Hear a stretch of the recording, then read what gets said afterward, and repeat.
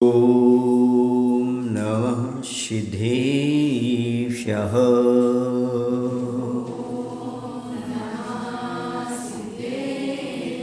ॐ नमः सिद्धेभ्यः।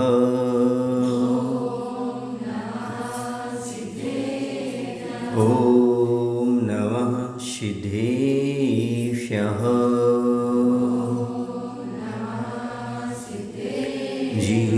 जीवम दौवम जिनवर बस हैं जैनने दिठम देविंदविंदवंदम वंदे तम सौवदा शिरसा वंदे तम सौवदा शिरसा। बोले देवादेव श्री आदिनाथ भगवान की, आचार्य नेमिचंद महाराज की, आचार्य गुरुदेव श्री विद्यासागर जी महाराज की, आचार्य समय सागर जी महाराज की।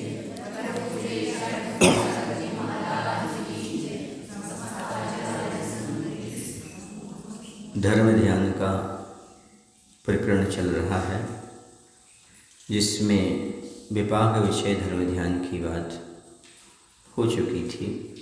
अब संस्थान विषय धर्म ध्यान के बारे में समझना है। संस्थान का अर्थ होता है आकार, आकृति। आकृति के बारे में विचार करना। कौन सी आकृति, कौन सा संस्थान? तो लोक के आकार तथा उसकी दशा का विचार करना सो संस्थान विषय धर्म ध्यान कहलाता है। ये जो लोक है उसकी संरचना कैसी है, किस रूप में है, ऐसा विचार करना। विचय का अर्थ होता है, विचय कह लो, विवेक कह लो या विचारना कह लो। तो इस प्रकार से वह संस्थान का अर्थ होता है आकृति। यह भी 4 प्रकार का होता है संस्थान विषय धर्म ध्यान। अब बात यहाँ पर ये आती है कि ये कौन कर सकता है? ये सकल संयमी ही कर सकते हैं। मुनि महाराज ही संस्थान विषय धर्म ध्यान कर सकते हैं। आप लोग के आकार प्रकार का ज्ञान रख सकते हो, पर ध्यान नहीं होता। ज्ञान होना अलग है और ध्यान होना अलग है। तो लोग के आकार का, उसकी दशा का विचार तो आप सामान्य से कर सकते हो, लेकिन ध्यान आपका नहीं रुकेगा, वहाँ पर आपका मन टिकेगा नहीं, स्थिर नहीं होगा। इसलिए पढ़ना अलग है, स्वाध्याय करना अलग है, ज्ञान करना अलग है और ध्यान करना अलग है। तो संस्थान विषय धर्म ध्यान की 4 भेद बताए: पिंडस्थ, पदस्थ, रूपस्थ और रूपातीत। ये अपने आप में बता रहे हैं। पिंडस्थ माने अपनी निज आत्मा, इसका ध्यान करना। पदस्थ माने कोई पद लेकर के, बीजाक्षर आदि लेकर के उसका ध्यान करना। रूपस्थ, रूप वाले यानी अनंत परमेष्टि का ध्यान करना। रूपातीत अर्थात सिद्ध परमेष्टि का ध्यान करना। ये चारों अपने आप में शब्द की अपेक्षा अर्थ उद्घाषित कर रहे हैं, बता रहे हैं। पिंडस्थ का अर्थ होता है निज आत्मा का चिंतन करना, शरीर के अंदर स्थित आत्मा का ध्यान करना सो पिंडस्थ ध्यान कहलाता है। आत्मा के अंदर, शरीर के अंदर जो आत्मा है ना, उसका ध्यान करना, निज आत्मा का। कैसे करना? तो कहते हैं कि श्वेत किरणों से स्फुरायमान और अष्टक महापरातिहार से परिवृत, यानी उससे संयुक्त जो निज आत्मा है, केवली तुल्य आत्मस्वरूप का ध्यान करना, उससे पिंडस्थ ध्यान जानना चाहिए। पिंडस्थ ध्यान के भी भेद हो जाते हैं। उसमें भी पार्थवी धारणा, आग्नेय धारणा, श्वसना धारणा, बारुणी धारणा और तत्वरूपति धारणा। इस प्रकार से ये इसके भी 5 भेद हो जाते हैं। समझ आ रहे हैं ना? तो पार्थवी धारणा में अलग प्रकार का चिंतन होता है। उसमें चिंतन ऐसा होता है पार्थवी धारणा में कि हमारे मन वचन काय इंद्रिय का व्यापार रोक करके और एक अच्छा योग्य आसन लगा लिया जाता है। आसन लगाने के बाद उसमें एक इस प्रकार का चिंतन किया जाता है कि एक कोई समुद्र है, उसके अंदर एक कणिका है, किसकी? सहस्त्र दल की, यानी एक 1000 पंखुड़ी वाला कमल है। उस कमल पर हमारी आत्मा है। इस प्रकार का वहाँ पर चिंतन करना, कमल के मध्य, और वहाँ पर उसका चिंतन करना। किसका? कमल है, कमल के ऊपर हम विराजमान हैं, ऐसी पार्थिवी धारणा कहलाती है। फिर उसके आगे उससे और बढ़ कर के आग्नेय धारणा हो जाती है। आग्नेय धारणा में क्या होता है कि एक सिंहासन लगा हुआ है उसके ऊपर, कमल के ऊपर, और सिंहासन पर हमारी आत्मा विराजमान है। और वहाँ चिंतन करना, जो पंखुड़ियाँ बनी हुई ना, तो पंखुड़ी बनी हुई, उस पंखुड़ी में जैसे कि 16 दल हैं, यानी 16 पत्ते हैं, तो उन पर स्वर लिख दिया जाए 16, आ ई आ ई उ ऋ रि ए ऐ ओ औ अम आहा, ये लिख दिए जाएं। समझ गए ना? फिर उसके बाद जो मेन कर्णिका होती है, कर्णिका नाल, उस पर लिख दिया जाता है रहम, ऐसा। और ऐसा वहाँ पर चिंतन करना कि यहाँ पर जो है ना आग निकल रही है, और एक एक कर्णिका जो है 8 जो मुख्य कर्णिकाएँ हैं उसमें अष्टकर्म के प्रतीक हैं, और अष्टकर्म दहन हो रहे हैं, जल रहे हैं। इस प्रकार की आग्नेय धारणा कहलाती है। कौन सी? आग्नेय माने एक प्रकार से आग जो उसमें से निकल रही है, और कर्मों की निद्रा उससे होती चली जा रही है। फिर आती है श्वसना।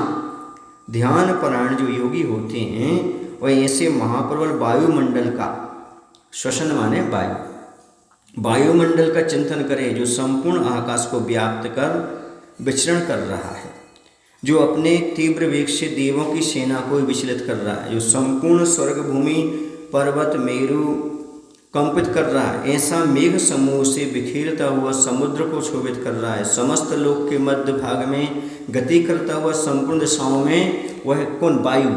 वायु संचरण कर रही है, बहुत तेज हवा चल रही है, जिसमें सारा जगत रूप भवन में प्रवेश करके उसकी संपूर्ण धूलि को तथा शरीर आदि को जो भस्म हुई थी उसको तत्काल इस वायुमंडल ने उड़ा दिया। ऐसा चिंतन करना। जो कर्म नष्ट हुए थे उन कर्मों को हवा ने आकर के पूरा उड़ा दिया, ऐसा वहाँ पर चिंतन करना। ये कहलाती है श्वसना। कौन सी? श्वसना। ऐसा चिंतन करें। फिर उसके बाद आता है तत्पश्चात ज्ञानाभ्यास के बल से उस वायु को शनै शनै स्थिर चिंतन करता हुआ पूर्ण शांत हुआ कल्पना करे, वह श्वसना धारणा कहलाती। कर्म सारे के सारे वह वायु उड़ा करके ले गई, जो भस्म पड़ी थी, जो कर्म जल गए थे, फिर शांत वायु हो गई, ऐसी वह धारणा करे, शांत कल्पना करे, ये श्वसना कहलाती। इसके बाद आती वारुणी। श्वसना धारणा के बाद ध्यानी जो मुनि महाराज होते हैं वो इंद्रधनुष की रचना, इंद्रधनुष समझते ना, आसमान में बनता है, 5 कलर दिखाई देते उसमें, ऐसा। तो मेघ पटल से भरी हुई आकाश का ध्यान करें, उसमें इंद्रधनुष की रचना है, और उस मेघ समूह से उत्पन्न हुए अमृत के समान जल की स्थूल मोतियों जैसी बूंदों से निरंतर धारा सतत वृष्टि करते हुए आकाश मंडल का चिंतन करें। उस मेघ से क्या बरस रहा है? पानी बरस रहा है। तदनंतर अर्धचंद्राकार अति मनोहर अमृतमय जल के प्रवाह से आकाश को प्लावित करते हुए जल मंडल का चिंतन करें। अचिंत्य प्रभाव वाले दिव्य ध्यान से उत्पन्न हुए जल प्रवाह से शरीर की दग्ध होने से उत्पन्न हुई संपूर्ण भस्म को धो रहा है। अब जो भस्म हुई है कर्म की धरा और शरीर भी, तो उसमें अब उसको धो रहा है वो, ऐसा चिंतन करें। ऐसे ध्यान को वारुणी धारणा कहते हैं। समझे? दिव्य ध्यान से उत्पन्न हुई जल प्रवाह से शरीर के दग्ध होने पर हमारा शरीर भी समाप्त हो गया, अब मात्र आत्मा बची हुई है, तो इसको धोने का काम कौन कर रहा है? ऊपर से जो बरसात हो रही है, ऐसा चिंतन करें। फिर आता तत्व रूपवती धारणा। वारुणी धारणा के पश्चात ध्यानी संयमी सप्त धातु वर्जित पूर्ण चंद्र समान निर्मल कांति का धारक सर्वज्ञ समान अपने आत्मा का ध्यान करे। ये जैसे परम औदारिक शरीर हो जाता है वैसा। इसके पश्चात चिंतन करें कि मैं गर्भादि कल्याणक की महिमा से विशिष्ट हूँ तथा देवेंद्र नागेंद्र असुरेंद्र मेरी पूजा कर रहे हैं, ऐसा स्मरण करें। इसके अनंतर चिंतन करें कि मेरे अष्ट कर्मों का सर्वथा क्षय हो गया। पहले अनंत परमेश्वर जैसा ध्यान करें, वे अरहंत हो चुका हूँ। फिर शुद्ध परमेष्टि का, मेरी आत्मा अति निर्मल स्फुरायमान पुरुषाकार को धारण किए हुए मेरे शरीर के अंदर विराज रहा है। ऐसा ध्यान को तत्व रूपवती धारणा कहते हैं। ये 5 प्रकार की हो जाती है। कौन सा ध्यान? पिंडस्थ ध्यान, अपनी ही आत्मा का ध्यान करना। पहले कैसा ध्यान किया? पहले ध्यान किया कि एक प्रकार से समुद्र के अंदर क्या है? कमल है ना? कमल पर हमारी आत्मा है। फिर उसका चिंतन किया, सिंहासन पर हम विराजमान हैं। सिंहासन पर क्या हो रहा है? वो हमने पूरे के पूरे कर्मों की व्यवस्था बना ली, 16 स्वर स्थापित कर लिए। फिर आग वहाँ से क्या निकल रही? आग निकल रही, जिससे कर्म दग्ध हो रहे। जो कर्म दग्ध हो गए तो क्या हुआ? ऐसी वायु चली जिसने आगे श्वसना में वायु चली और उसने सारे के सारे कर्म की राख को उड़ा दिया। समझ गए? फिर उसके बाद श्वसना धारणा के बाद हुआ, उसके बाद तुम्हारा अंदर मेघ समझते ना? पानी गिरा। बारूणी माने पानी गिरा। पानी गिरने से क्या हुआ? जो भी था वो सब धुल गया, शरीर आदि का जो भी भस्म होना वो हो गया। इसके बाद फिर सारा का सारा जब हो गया, परमोदारिक शरीर हो गया। तो अरहंत परमेष्टि जैसी अवस्था का चिंतन करना और शुद्ध परमेष्टि की अवस्था का चिंतन करना, ये हो जाएगी बारूणी। ये तुम्हारी कौन सी हो जाएगी? ये हो जाएगी तुम्हारी तत्व रूपवती। इस प्रकार से ये 5 प्रकार की धारणा है। ये श्रावक को नहीं होता, ये कौन करेगा? मुनि महाराज करेंगे। फिर आता है पदस्थ ध्यान। दूसरा कौन सा आएगा? पदस्थ ध्यान। मंत्र वाक्यों में जो स्थित है वह पदस्थ ध्यान कहलाता है। जैसे महाराज ने कोई पद ले लिया, अक्षर ले लिया, उसमें मन को एकाग्र करना। एक अक्षर को आदि लेकर अनेक प्रकार के पंच परमेष्टिवाचक पवित्र मंत्रों का, उन पदों का उच्चारण करके जो ध्यान किया जाता है उसे पदस्थ ध्यान कहते हैं। पदस्थ का अर्थ है पद। जैसे 5 पद होते हैं नमोकर मंत्र, तो ये कोई पद लेकर के उसका चिंतन करना, ध्यान करना। पदस्थ ध्यान में मूल मंत्रों की कमलों पर स्थापना विधि भी कर सकते हैं। जैसे स्वर्ण कमल की मध्य कर्णिका में रम की स्थापना करके उसका स्मरण करना चाहिए। चतुर्दल कमल की कर्णिका में आ, 4 हैं वहाँ पर पत्ते, उस पर आ तथा चारों पत्तों पर क्रम से सी आ ऊषा, अशिया ऊषा, है ना? कौन सा? पंच परमेष्टि का वाचक हो गया अशिया ऊषा की स्थापना करके पंचाक्षरी मंत्र का चिंतन करें। यदि अष्टदल कमल है तो उस पर उसकी कर्णिका में आ लिखें। चारों दिशाओं वाले पत्तों पर शी आ ऊषा तथा बी दिशाओं वाले पत्तों पर दर्शन, ज्ञान, चरित्र, तप के प्रतीक दा, ज्ञा, है ना, चा, ता की स्थापना करें। इस प्रकार से अथवा इन सब वर्णों के स्थान पर नमो अरिहंताणम आदि पूरे नमोकारमन तथा सम्यक दर्शनाय नमः, सम्यक ज्ञानाय नमः, सम्यक चारित्राय नमः, सम्यक तपाय नमः पूरे नाम लिखें। अथवा कर्णिका में अरहम तथा पत्र लेखाओं पर पंच नमोकार मंत्र की बलय स्थापित करके चिंतन करें। आपको थोड़ा थोड़ा हमने करवाया था। नमोकार मंत्र लिखिएगा, लिखा था नमोरियंताणम, यहाँ लिखो, कंठ में लिखो, नाभि में लिखाया था ना ऐसा। तो आपको सामान्य बताया था कि आप उतना ही कर सकते, ज़्यादा नहीं कर सकते। तो ये आपको अभ्यास रूप में बताया था। आप चिंतन करो, नमो अरिहंताणम लिखवाया था ना आपको, श्वेत कलर से, रेड कलर से बताया था। कब? जब पर्युषण पर्व में। तो इसी प्रकार से आपको अभ्यास था। इस प्रकार से आप कर सकते। आगे चल करके जब महाराज बनेंगे तो इस प्रकार का अभ्यास होगा। तो ये सब ध्यान की विधियां हैं। जिसकी विधि हैं? मन लगाने की विधियां हैं, कर्म निजरा की विधियां हैं। पदस्थ ध्यान में जो होता है उसमें बहुत सारे अपने मंत्र बीजाक्षरों का उपयोग किया जाता है। अब आता है रूपस्थ ध्यान। रूपस्थ माने होता है सर्वचिद रूप अरहंत परमेष्टि का जो चिंतन किया जाता है। रूप सामने दिख रहा है, रूप अरहंत भगवान की प्रतिमा दिख रही है, समूषण विराजमान है, अष्टप्राति के साथ विराजमान है, ये कहलाएगा। आकाश और स्फटिक मणि के समान स्वच्छ एवं निर्मल अपने शरीर की प्रभारूप सलिल निधि में निमग्न मनुष्यों और देवों के मुकुटों में लगी हुई मणियों की किरणों के समूह से अनुरंजित हैं। चरण कमल जिनके ऐसे तथा श्रेष्ठ 8 महाप्रातिहारों से घिरे हुए समूषण के मध्य में स्थित परम अनंत चतुष्टय से समन्वित परम मार्गस्थ अर्थात आकाश में स्थित अनंत भगवान का जो ध्यान किया जाता है वो उपस्थ ध्यान है। आपको समूषण का ध्यान कराया था एक बार, भगवान समूषण में विराजमान है, अनंत परमेश्वर का ध्यान कराया था, वहाँ पर ध्यान है आपको। तो ऐसे ही भगवान समूषण में विराजमान हैं, अष्टप्राय सहित हैं, वहाँ पर 12 सभाएँ लगी हुई हैं, बताया था एक दिन। तो इसी प्रकार से ये समूषण आदि स्थित अनंत भगवान का ध्यान करना, ये कौन सा कहलाएगा? रूपस्थ ध्यान। अब रूपातीत, रूप माने शरीर से रहित सिद्ध परमात्मा का ध्यान करना, निरंजन सिद्ध परमेश्वर का ध्यान रूपातीत ध्यान कहलाता है। भगवान द्रव्य कर्म से, भाव कर्म से, नव कर्म से रहित हैं, मात्र ज्ञान शरीरी है। कैसे हैं? ज्ञान दर्शन मात्र उनके पास है। ऐसी अविनश्वर शुद्धात्मा का जो ध्यान किया जाता है उसे रूपातीत कहते हैं। आचार्य से कहते सब छोड़ के अंत में यही ध्यान करना है। कौन सा? रूपातीत। क्योंकि शरीर के माध्यम से विकल्प होता है, शरीर दिखता है, आत्मा नहीं दिखती। रूपातीत का ध्यान करो, शुद्ध परमात्मा का ध्यान करो। हमारी आत्मा इस सिद्ध स्वरूप है। ये कैसी है? श्रद्धा के विषय में है। अब इसे हमें सिद्ध स्वरूप बनाना है, इसे सिद्ध परमेश्वर का ध्यान करना। समझ रहे? शुद्ध का ध्यान करो। शुद्ध का ध्यान कौन करता है? जो शुद्ध होता है वो करता है कि जो शुद्ध होता है वो करता है? शुद्ध का ध्यान कौन करता है? हाँ, सुधार लो, शुद्ध नहीं करता, अशुद्ध करता है। क्योंकि शुद्ध प्राप्त करना है ना। जब पहले से शुद्ध हो आप तो शुद्ध को प्राप्त क्यों, ध्यान क्यों करना? वो प्राप्त करना तब तो ध्यान कर रहे हैं।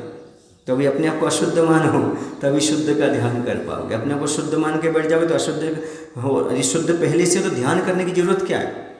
हम अशुद्ध हैं, शुद्ध का ध्यान कर रहे हैं ताकि हम भी शुद्ध बन सके। समझ आ रहा ना? मुनि महाराज भी अपने आप को शुद्ध नहीं मानते क्योंकि अभी सिद्ध नहीं बने। अभी कौन सी दशा है?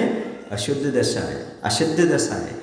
केवल ज्ञान के अभाव में सब अशुद्ध दशा है और अज्ञान दशा मानी। कौन सी दशा? छद्मस्थ अवस्था मानी। इसलिए अपने आप को अशुद्ध मानोगे तभी शुद्ध का ध्यान करोगे। क्योंकि ध्यान किसका किया जाता है? जो हमें बनना। हम पहले शुद्ध हैं तो क्या ध्यान करेंगे? हम अशुद्ध हैं, हमें शुद्ध बनना है, इसलिए हम किसका ध्यान कर रहे हैं? शुद्ध आत्मा का ध्यान कर रहे हैं। समझ रहे ना? ये ध्यान रखना। आपकी अपेक्षा वो विशुद्ध हैं पर सिद्ध की अपेक्षा अभी विशुद्ध नहीं है। समझ रहे हैं ना? इसलिए जैसे आपकी अपेक्षा ज्ञानी है पर केवल ज्ञान की अपेक्षा अज्ञानी है, उस अपेक्षा से सिद्ध का हमें ध्यान करना है तो भी अपने आप को हम अशुद्ध ही मान करके चले और धीरे धीरे हम भगवान आप जैसे शुद्ध हो रहे, शुद्ध हो रहे, शुद्ध हो रहे, ऐसा चिंतन करना है। तो अब समझते हैं हम कौन से गुण स्थान में कौन सा धर्म ध्यान होता है। चौथे गुण स्थान के पहले धर्म ध्यान शुरू नहीं होता। चौथे गुण स्थान से धर्म ध्यान प्रारंभ होता है। अव्रत, देशव्रत, प्रमत्त संयत, अप्रमत्त संयत, चौथे से लेकर 7वें गुण स्थान पर जीवों की धर्म ध्यान होता है। कहीं कहीं आचार्यों ने 10वें गुण स्थान तक भी धर्म ध्यान स्वीकार किया है। जब तक मोह है तब तक धर्म ध्यान स्वीकार किया है। तो 24 ठाना के अनुसार अव्रत गुण स्थान में 2 धर्म ध्यान होते हैं, देशव्रत गुण स्थान में 3 धर्म ध्यान, प्रमत्त संयत गुण स्थान में 4 धर्म ध्यान और अप्रमत्त संयत गुण स्थान में 4 धर्म ध्यान होते हैं। धवला जी पुस्तक 13वीं के अनुसार चौथे गुण स्थान में से लेकर सूक्ष्म सांप्राय नामक 10वें गुण स्थान तक धर्म ध्यान होता है। हमने बताया ना, 10वें गुण स्थान तक धवला जी ग्रंथकार ने वहाँ माना है। शुक्ल ध्यान होते हुए भी वहाँ पर धर्म ध्यान माना है। समझ आ रहे हैं? कुछ आचार्यों ने शुक्ल ध्यान 11वें गुण स्थान से माना है और कुछ आचार्यों ने शुक्ल ध्यान 8वें गुण स्थान से माना है। समझ गए? लेकिन मोह होने से सूक्ष्म लोक 10वें तक रहता है, इसलिए धवला जी में लिखा हुआ है कि 10वें गुण स्थान तक धर्म ध्यान रहता है। समझ आ रहा है? क्योंकि वहाँ पर क्या है,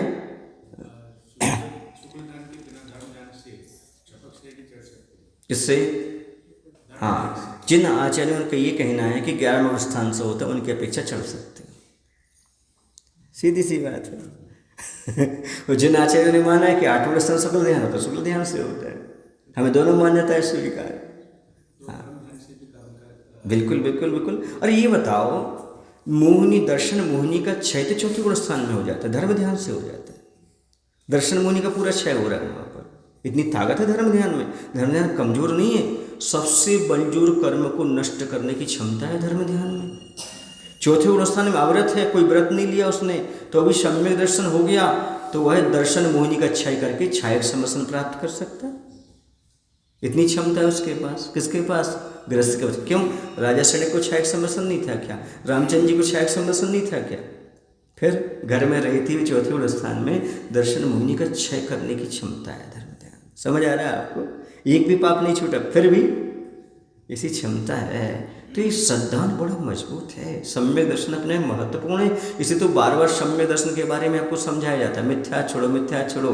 तो ये मिथ्या छोड़े बिना कोई धर्म नहीं। अभिषेक कर लो, मंदिर कर लो, दान दे लो, मंदिर का निर्माण कर लो, सब कुछ कर लो, पर धर्म ध्यान नहीं है जब तक तुम्हारा मिथ्यात्व नहीं छोड़ता। समझ आ रहा ना? ये धर्मात्मा मत मानना जिनके लिए जो देवी देवताओं की पूजा छोड़ नहीं पा रहे और अपने आप को धर्मात्मा मानते, बिल्कुल भी नहीं है। चाहे वो सावक भी हो, चाहे वो मुनि भी हो, इससे कोई लेना देना नहीं है।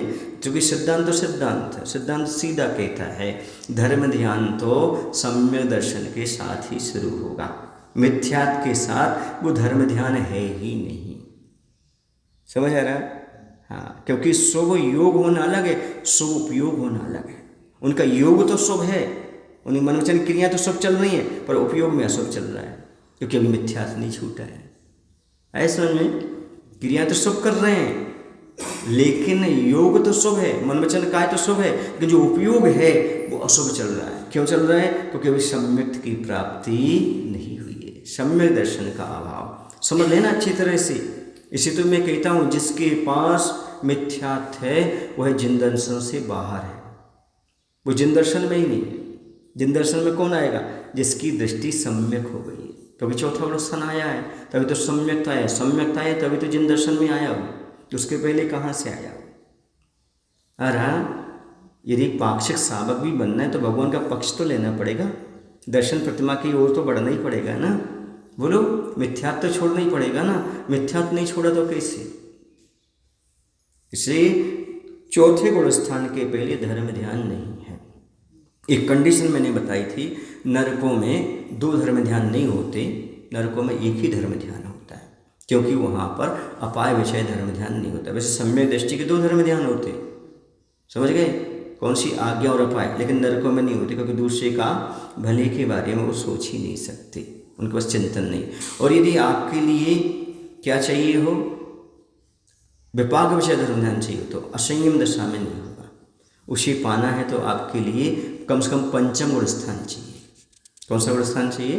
पंचम गुण स्थान तो चाहिए चाहिए, इसके पहले संभव नहीं है। इसलिए देशव्रत गुण स्थान में 3 धर्म ध्यान और चौथे गुण स्थान में 2 धर्म ध्यान, लेकिन मुनि महाराज को 4 धर्म ध्यान होते हैं। समझ आ रहा ना? चौथे गुण स्थान में 2 धर्म ध्यान, नरकों में 1 ही होगा। अब पंचम गुण स्थान में 3 धर्म ध्यान, वहाँ पे पाक विषय भी हो जाएगा। और जब छठा सातवां गुण स्थान आएगा वहाँ पर 4 धर्म ध्यान। समझ आ गया आपको? चलिए, लेकिन जब तक सम्यक दर्शन नहीं तब तक कोई धर्म ध्यान नहीं। कितनी भी पूजन कर लो, कितनी भी अर्चन कर लो, कितना भी दान कर लो, लेकिन कोई मायना सिद्ध नहीं होता।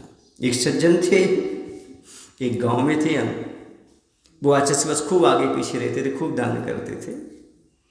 तो एक बार हम उनके गांव पहुंचे तो आचार्य का दर्शन करके वो लौटे थे। उन्होंने अच्छे से अगवानी वगैरह की। आए, बोले महाराज यहाँ के मूल नायक बहुत अच्छे हैं। हमसे बोले, हमने कहा बताओ भैया मूल नायक कौन से हैं?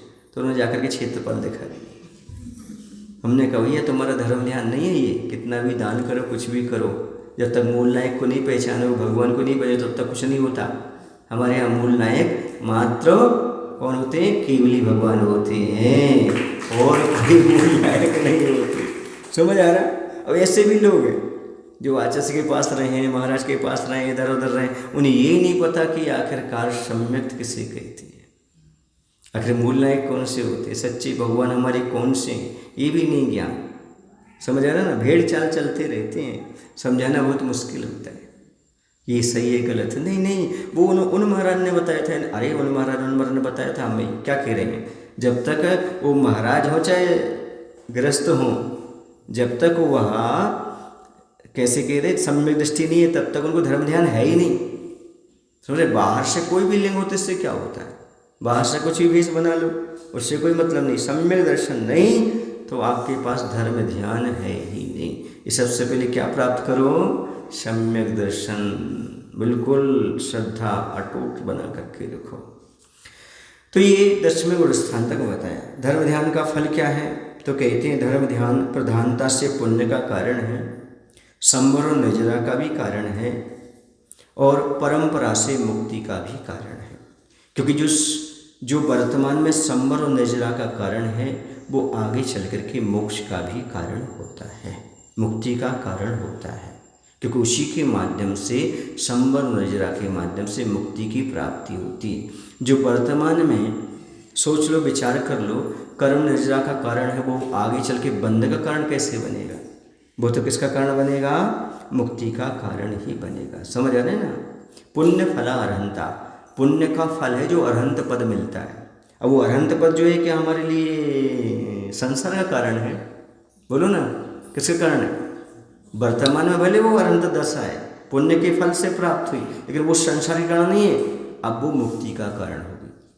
मोक्ष का कारण है पुण्य, लेकिन पुण्य से मोक्ष मिलता है ऐसा नहीं, ये भी समझ लेना। पुण्य भी छूटेगा तभी मुक्ति मिलेगी। अनंत भगवान को साता भी छोड़ना पड़ेगी तब जाकर के मुक्ति मिलेगी, लेकिन वहाँ तक पहुँचने के लिए तो क्या चाहिए, पुण्य चाहिए। समझ आ रहा है ना। इसलिए मोक्ष मार्ग में पुण्य कभी बाधक नहीं होता, सम्यक दृष्टि का पुण्य कभी बाधक नहीं होता। इसलिए अच्छे से पुण्य कमाओ। हाँ, पुण्य के फल मत भोगो, पुण्य कमाओ, पुण्य के फल मत भोगो। पुण्य के फल भोगने जाओगे तो कर्म का बंध होगा, लेकिन पुण्य की क्रिया मत छोड़ो। लिख लो अच्छी तरह से, पुण्य की क्रिया है ही नहीं है, पुण्य का फल है ही है। हे माने त्यागने योग, पुण्य की क्रिया त्यागने योग नहीं है, पुण्य का फल त्यागने योग है। समझ आ रहा।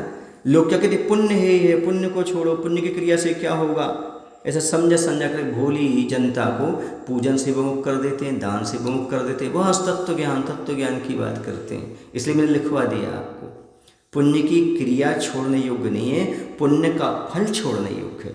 पुण्य से जो आपको भोग मिल रहा है उनका त्याग करो। समझ आ रहा है ना, ऐसा कहा आचरण। लेकिन पुण्य की क्रिया तो करो, खूब दान करो, खूब पूजन करो, सब कुछ करो, खूब धर्म ध्यान करो। वरना धर्म ध्यान को अच्छा क्यों मानते, क्योंकि धर्म ध्यान में पुण्य का बंध ज़्यादा होता है। और 10वें गुण स्थान में इतनी पुण्य प्रकृति बनती, सबसे ज़्यादा पुण्य प्रकृति 10वें गुण स्थान में ही बनती है। यदि वो सारी हे होती तो फिर क्या काम की थी, पर वहाँ भोगते नहीं है। ध्यान रखना, प्योर पाप तो भोगने में आता है, प्योर पुण्य भोगने में नहीं आता। नहीं समझे, नरकों में प्योर पाप तो भोग लो, लेकिन प्योर पुण्य स्वर्गों में नहीं। वहाँ कहाँ प्योर पुण्य होता है, अरहंत दशा में। कौन सी दशा में, अरहंत दशा, वहाँ भोगने कोई नहीं आता। अरहंत भगवान को प्योर पुण्य रहता है, लेकिन वहाँ पर भोगने को आते नहीं। इंद्रिय से काम नहीं है, मन से काम नहीं है, कबलाहार है नहीं है, कुछ है ही नहीं। समझ आ रहा है आपको। इसलिए पाप तो भोगने को आता है, प्योर पाप नरक, लेकिन प्योर पुण्य भोगने में नहीं आता। कितना बड़ा सत्य है। इस सत्य को समझो। पाप का फल तो भोग लोगे बेटा, पुण्य का पूर्ण भोग में आने वाला है ही नहीं। इस चीज को जो समझते हैं वो पाप से बच करके पुण्य की क्रिया करते हैं, पुण्य के फल को भोगने की इच्छा नहीं करते। मुझे पुण्य का बंध हो ऐसी भी इच्छा नहीं करते, पर पुण्य की क्रिया करते। क्या करते हैं, पुण्य की क्रिया को इग्नोर नहीं करते। मुझे पुण्य मिले, पुण्य का बंध हो, ऐसी भावना भी नहीं करते, बल्कि पुण्य की क्रिया करते हैं। 6 आवश्यक जो हैं वो अच्छे से पालन करते हैं, क्योंकि उन्हें पता है पुण्य से मुक्ति नहीं मिलना, आगे चल कर के पुण्य भी हमारा छूटने वाला है।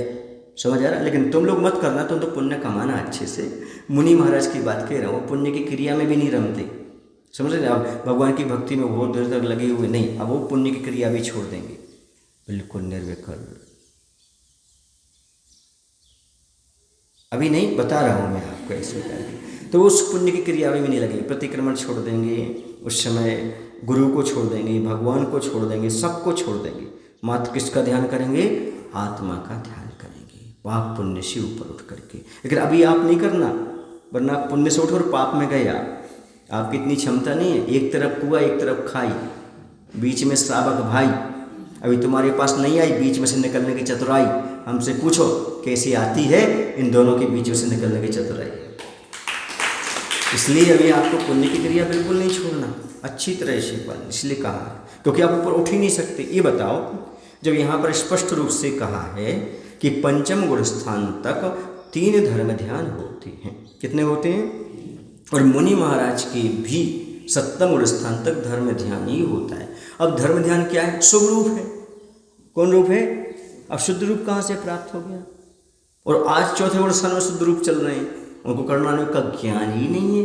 जो चौथे गुण स्थान में शुद्ध आत्मा की ध्यान करने की बात करते हैं, सब क्रियाओं से दूर हो जाओ, शुद्ध युग में चले जाओ, संभव नहीं है, क्योंकि वो कर्णानुयोग पढ़ते ही नहीं है। इसलिए कहा है द्रव्यानुयोग पढ़ने से पहले प्रथमानुयोग कर्णानुयोग पढ़ लो, ताकि आपको मालूम पड़ जाए कौन से गुण स्थान में कौन सी दशा होती है, पर आप समय सार का सही अर्थ निकाल पाएंगे।